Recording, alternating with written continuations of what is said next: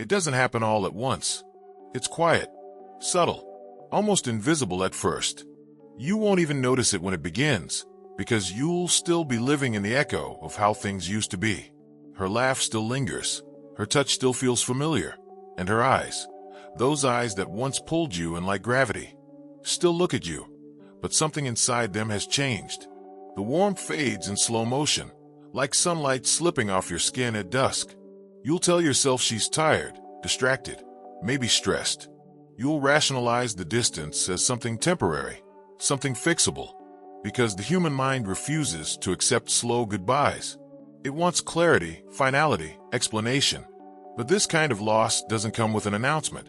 It creeps in softly, wrapped in silence, disguised as normalcy. You'll notice it in her pauses, in the way she replies with words instead of emotions. You'll feel it when she doesn't reach for you first, when her smile feels polite instead of natural. She'll still say she loves you, but the words will land differently, flat, weightless, as if spoken from memory rather than feeling. You'll sense it in your gut before your mind admits it, that slow, sinking ache that whispers something's wrong, even when everything looks fine. Because when a woman starts losing interest, she doesn't pull away with noise. She pulls away with absence. She starts leaving you before she's gone. Her laughter doesn't sound the same. Her affection becomes calculated. Her attention shifts to invisible places you can't reach. She no longer looks at you like she once did. Not because you've changed, but because the way she sees you has. The pedestal is gone. The illusion fades. And now, you're no longer the man she once admired. You're just the man she got used to. And that, more than anything, is what kills the connection.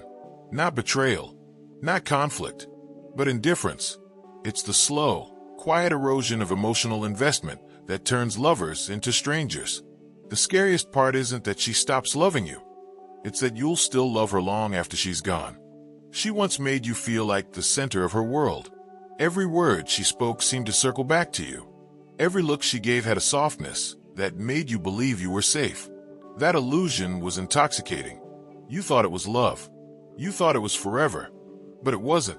It was the comfort of being seen, the temporary high of being desired. You mistook her fascination for permanence. You thought that because she once chose you, she would always choose you. That was the illusion. The truth is, desire is conditional, fragile, and easily replaced. A woman's interest is not anchored by memory. It's anchored by emotion. And when that emotion begins to fade, she doesn't fight to preserve what once was. She quietly adapts to what is. You keep trying to recreate the moments that made her fall in love, not realizing that she's already emotionally somewhere else. You send longer messages. You plan more elaborate dates. You try harder to be the man she used to crave.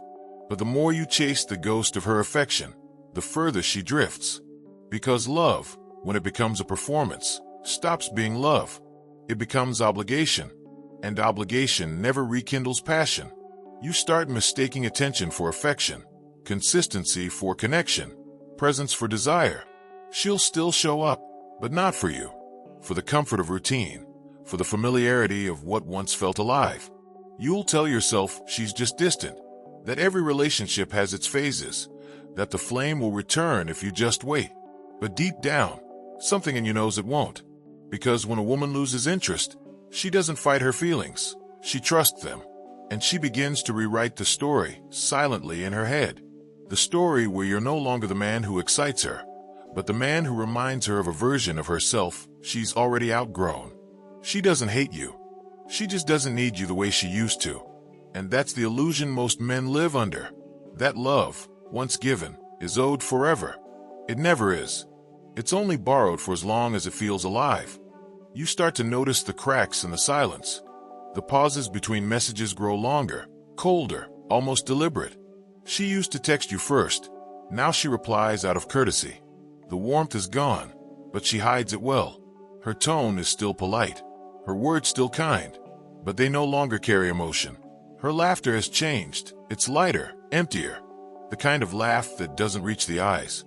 You'll catch her scrolling through her phone when you speak, nodding absently, her mind somewhere else.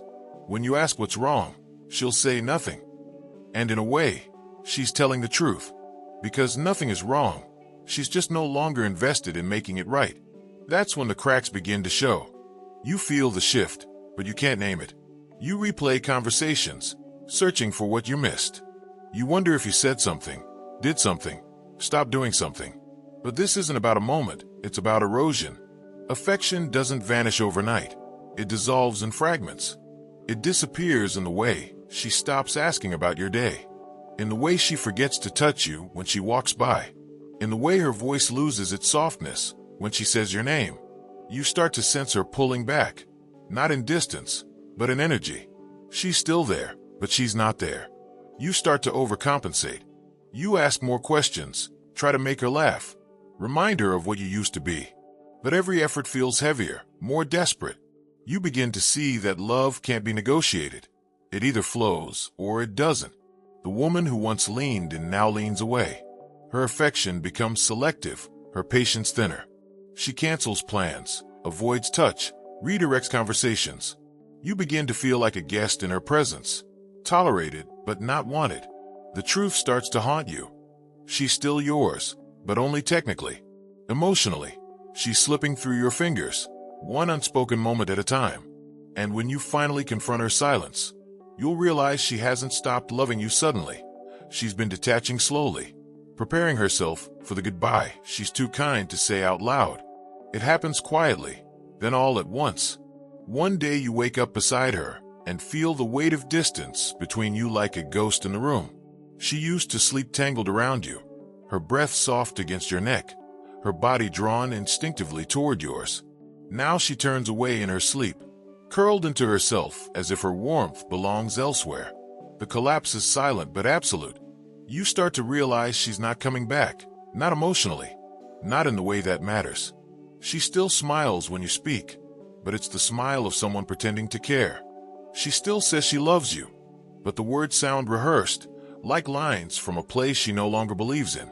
Every kiss feels like an apology for what's already gone.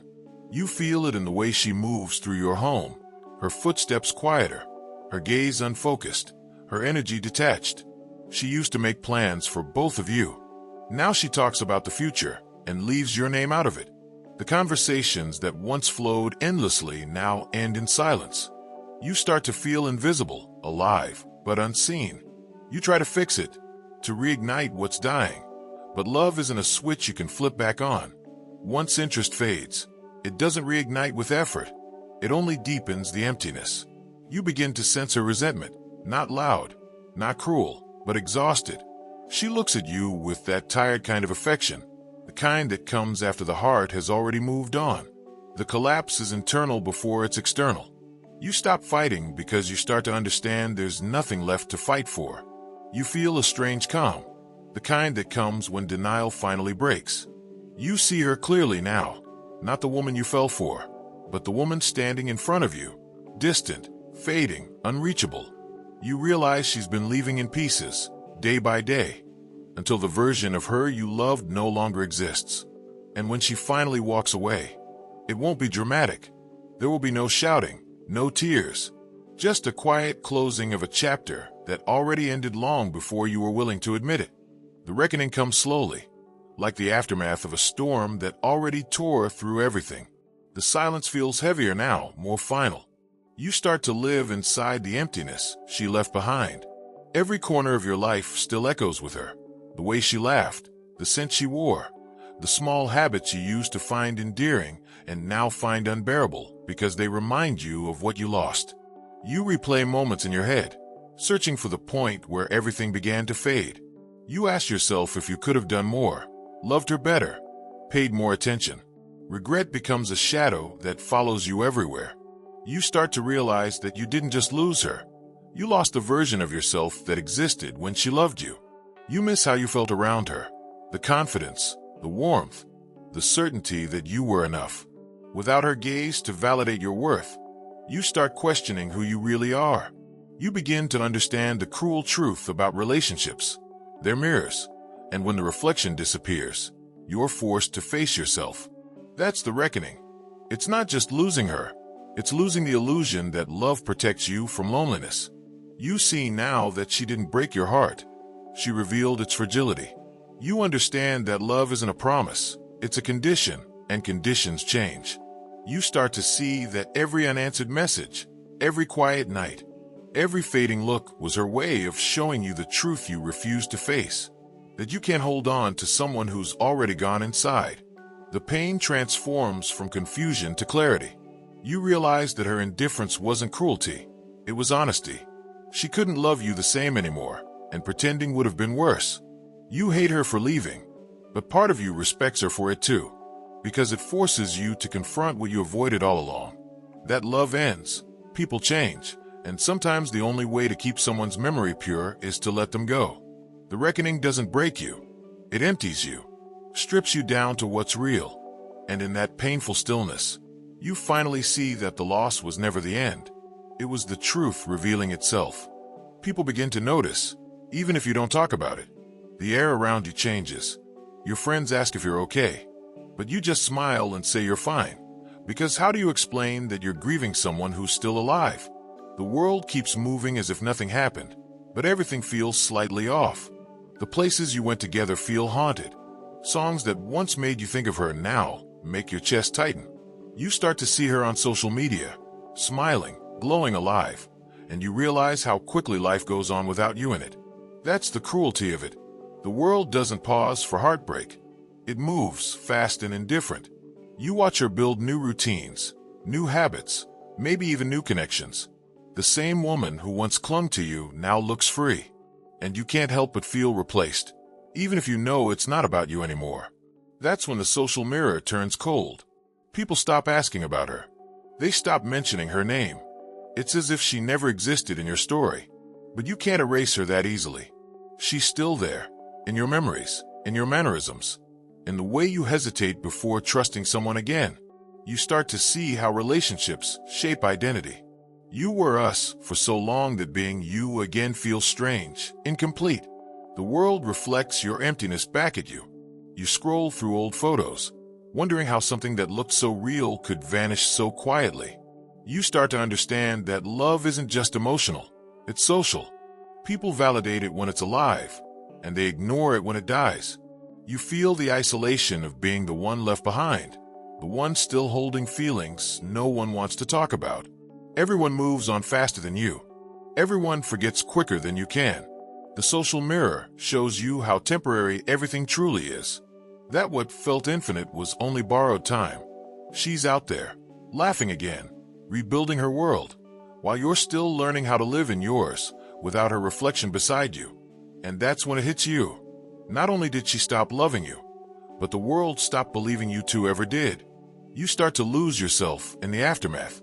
Not all at once, but piece by piece, like sand slipping through your fingers. You forget what it felt like to wake up without thinking of her. You replay memories until they blur into dreams, until you can't tell if you miss her or the person you were when she still cared. Identity becomes fragile. Everything you built around her, your routines, your words, your confidence, collapses without warning. You move through your days like a ghost, pretending to be fine, smiling at people who have no idea you're dying quietly behind your eyes. You try to fill the space she left, but nothing fits. The conversations feel shallow, the laughter forced, the nights too long. You start avoiding mirrors because you don't recognize the person staring back. You've become a version of yourself you never planned to be. Hollow, uncertain, numb. You used to define yourself by her love. Now you define yourself by her absence. It's a strange kind of loneliness, one that doesn't come from being alone but from being forgotten. You start deleting messages, photos, memories, as if erasing them might ease the ache. But it doesn't. Every deleted thing only reminds you how much there once was to lose. You realize that the hardest part isn't her leaving. It's the silence she leaves behind, the absence of someone who once made you feel real. You try to rebuild, but everything feels temporary now. You begin to understand that losing her wasn't just about love. It was about losing the reflection of who you thought you were. You used to see yourself through her eyes. Without that, you see the raw truth, the flaws, the insecurities, the weakness you hid beneath affection. That's when the self-destruction begins. You chase distractions, meaningless conversations, fleeting comfort, anything that dulls the quiet. You tell yourself you're moving on, but you're not. You're just running from the emptiness that reminds you she's gone. And in that emptiness, you lose something deeper than love. You lose identity. You lose direction. You lose the illusion that someone else could ever complete you. And then, after all the noise, the longing, the self-destruction, there is quiet. A silence that no longer feels empty but necessary. You stop checking her profiles. You stop wondering if she thinks about you. You stop needing to be remembered. What remains is the truth, bare, cold, and unchangeable. She was never yours to keep. People are never possessions. They are experiences, moments of connection that pass through your life to teach you what it means to feel, to lose, to grow. You understand now that her fading wasn't betrayal, it was nature. Everything that begins must transform, and love is no exception. The final truth isn't about her. It's about you. It's about the way you clung to the idea of permanence in a world built on impermanence. You believed that love would last because you needed it to, not because it could. You see now that losing her was not the end of your story. It was the unveiling of it. Pain stripped you of illusion, of need, of dependency. What's left is something quieter, stronger, and more honest. You realize you never needed her to define you. You only needed her to reveal you. Love is not a destination. It's a mirror, showing you the parts of yourself you refuse to see. The tenderness, the fear, the desperation, the capacity. You begin to thank her in silence, not for staying, but for leaving. Because it was in her absence that you finally met yourself. The man who survives heartbreak is not the same as the one who feared it. He is slower now, softer, wiser. He understands that connection is a privilege, not a guarantee. He understands that love's beauty lies in its impermanence. And when he loves again, he will love differently. Not out of fear, not to be seen, but to see. The final truth is haunting but pure. She didn't abandon you. She completed her purpose in your story. And now, in the quiet aftermath, you finally begin yours.